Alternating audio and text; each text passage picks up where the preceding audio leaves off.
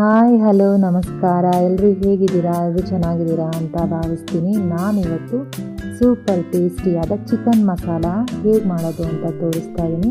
ಹೋಟೆಲಲ್ಲಿ ಸಿಗೋ ಥರ ಮನೆಯಲ್ಲಿ ಹೇಗೆ ಸಿಂಪಲ್ಲಾಗಿ ಮಾಡೋದು ಅಂತ ನಾನು ನಿಮಗೆ ಈಸಿಯಾಗಿ ತೋರಿಸ್ತಾ ಇದ್ದೀನಿ. ನಾನಿವಾಗ 2 ಟೊಮೆಟೊ, ಸ್ವಲ್ಪ ಪುದೀನ, ಸ್ವಲ್ಪ ಕೊತ್ತಂಬರಿ ಸೊಪ್ಪು, 4ರಿಂದ 5 ಹಸಿಮೆಣಸಿನ್ಕಾಯಿ, 1 ಇಂಚು ಶುಂಠಿ, 1 ಗೆಡ್ಡೆ ಬೆಳ್ಳುಳ್ಳಿನ ತೊಗೊಂಡಿದ್ದೀನಿ. 1/4 ಟೀ ಸ್ಪೂನಷ್ಟು ಮೆಂತ್ಯ ಕಾಳನ್ನು ತೊಗೊಂಡಿದ್ದೀನಿ. ಇದು ಮೇನ್ ಇಂಗ್ರೀಡಿಯೆಂಟ್ ಅಂತ ಹೇಳ್ಬೋದು. ಮೆಂತ್ಯಯಿಂದನೇ ಚಿಕನ್ ಮಸಾಲ ತುಂಬ ರುಚಿ ಕೊಡುತ್ತೆ. ಅರ್ಧ ಸ್ಪೂನ್ ಜೀರಿಗೆ, 1/4 ಸ್ಪೂನಷ್ಟು ಮೆಣಸು ಪುಡಿ ಅಂದರೆ ಪೆಪ್ಪರ್ ಪೌಡರ್, ಚಕ್ಕೆ, ಲವಂಗ, 1 ಏಲಕ್ಕಿ, ಇದನ್ನೆಲ್ಲ ಮಿಕ್ಸಿ ಜಾರ್ಗೆ ಸೇರಿಸಿ ಸ್ವಲ್ಪ ನೀರನ್ನು ಹಾಕಿ ತುಂಬ ನುಣ್ಣಗೆ ರುಬ್ಕೊಂಡು ಬಂದಿದ್ದೀನಿ. ಇವಾಗ ನಾನು ಒಲೆ ಮೇಲೆ ಒಂದು ಬಾಣಲಿಯನ್ನು ಇಟ್ಟಿದ್ದೀನಿ. 1 ಸ್ಪೂನಷ್ಟು ತುಪ್ಪ, 1 ಸ್ಪೂನಷ್ಟು ಎಣ್ಣೆ ಬಿಸಿ ಆದಮೇಲೆ ಕರಿಬೇವನ್ನ ಸೇರಿಸ್ತಾ ಇದ್ದೀನಿ. 1 ಮೀಡಿಯಮ್ ಸೈಜ್ ಈರುಳ್ಳಿನ ಉದ್ದುದ್ದಕ್ಕೆ ಹಚ್ಚಿ ಹಾಕಿದ್ದೀನಿ. ಇದು ಚೆನ್ನಾಗಿ ಫ್ರೈ ಆಗಬೇಕು. ಗೋಲ್ಡನ್ ಬ್ರೌನ್ ಕಲರ್ ಬರೋವರೆಗೂ ಫ್ರೈ ಮಾಡ್ತಾ ಇರಬೇಕು.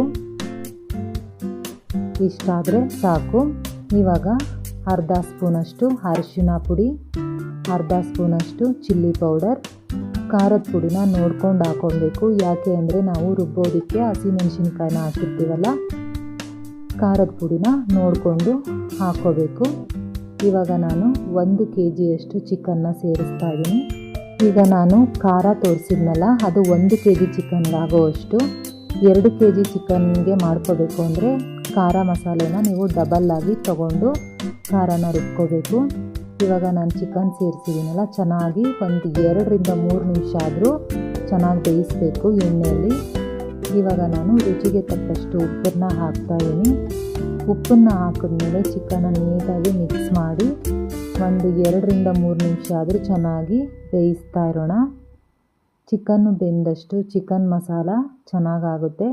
ತಿನ್ನೋದಕ್ಕೂ ಕೂಡ ರುಚಿಯಾಗಿರಬೇಕಲ್ವ, ಅದಕ್ಕೆ ನಾವು ಚೆನ್ನಾಗಿ ಬೇಯಿಸ್ಕೊಳ್ಳೋಣ ಚಿಕನ್ನ.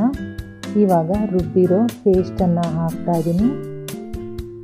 ಇದನ್ನು ಹಾಕಿ ಒಂದು 2ರಿಂದ 3 ನಿಮಿಷನಾದರೂ ಚೆನ್ನಾಗಿ ಮಿಕ್ಸ್ ಮಾಡಿ ಕೈ ಆಡಿಸ್ತಾನೆ ಇರಬೇಕು. ಕೈ ಆಡಿಸಿದಷ್ಟು ಮಸಾಲೆ ಚಿಕನ್ಗೆ ಚೆನ್ನಾಗಿ ಹಿಡಿಯುತ್ತೆ, ಚಿಕನ್ನು ಚೆನ್ನಾಗಿ ಬೇಯುತ್ತೆ, ರುಚಿಯಾಗೂ ಇರುತ್ತೆ. ಅದಕ್ಕೆ ನಾವು ಕೈನ ಬಿಡದೇ ಆಡಿಸ್ತಾ ಇರೋಣ. ಈಗ ಸ್ವಲ್ಪ ಮಿಕ್ಸಿ ಜಾರ್ಗೆ ನೀರು ಹಾಕ್ಕೊಂಡು ಹಾಕ್ತಾಯಿದ್ದೀನಿ. ನಿಮಗೆ ಎಷ್ಟು ಬೇಕೋ ಅಷ್ಟು ನೀರನ್ನು ಸೇರಿಸ್ಬೋದು. ಇವಾಗ ಚಿಕನ್ ಮಸಾಲ ಅಂದರೆ ಸ್ವಲ್ಪ ಗಟ್ಟಿ ಇರಬೇಕು, ಸಾಂಬಾರು ಥರ ಮಾಡಬಾರ್ದು. ನಾನು ಸ್ವಲ್ಪನೇ ನೀರು ಹಾಕ್ತಾಯಿದ್ದೀನಿ. ಇವಾಗ ಸ್ವಲ್ಪ ಕಸ್ತೂರಿ ಮೇಥಿನ ಹಾಕ್ತಾಯಿದ್ದೀನಿ. ಕಸ್ತೂರಿ ಮೇಥಿ ಹಾಕಿದ್ಮೇಲೆ ಸ್ವಲ್ಪ ಚೆನ್ನಾಗಿ ಮಿಕ್ಸ್ ಮಾಡಿ ಒಂದು ಪ್ಲೇಟನ್ನು ಮುಚ್ಚಿ ಒಂದು 10ರಿಂದ 15 ನಿಮಿಷ ಬೇಯೋದಕ್ಕೆ ಬಿಡೋಣ. ನೋಡಿ ಎಷ್ಟು ಚೆನ್ನಾಗಾಗಿದೆ. ಇದು ಸ್ವಲ್ಪ ತಣ್ಣಗಾದ್ಮೇಲೆ ಇನ್ನೂ ತಿಕ್ಕಾಗುತ್ತೆ. ಈ ಟೈಮಲ್ಲಿ ಬೇಕಾದರೆ ನೀವು ನಿಂಬೆ ರಸನ ಹಾಕ್ಕೋಬೋದು, ತುಂಬಾ ಚೆನ್ನಾಗಿರುತ್ತೆ. ನಿಮಗೆ ಈ ರೆಸಿಪಿ ಇಷ್ಟ ಆಗಿದೆ ಅಂತ ತಿಳ್ಕೊತೀನಿ. ಎಲ್ರಿಗೂ ನಮಸ್ಕಾರ.